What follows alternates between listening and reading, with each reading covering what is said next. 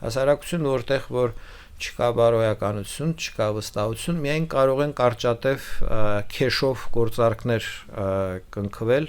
որտեղ ոչ մեկին չի կարող երկարատև վստահել։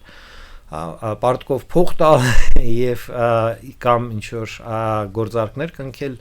որոնք ենթադրում են, որ պետք է լինի վստահություն հիմքում։ Եվ դրա համար պետական կառավարումը իհարկե հետևում է, որ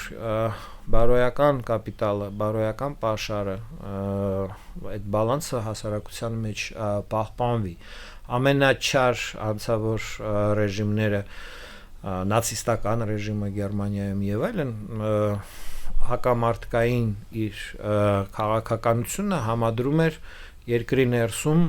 համակեցության ինչ որ համակարգ ստեղծելու գերմանացիներին միմյանց նկատմամբ մի ձևաչափ պահվածքի հաստատելու, այլ ժողովուրդների նկատմամբ այլ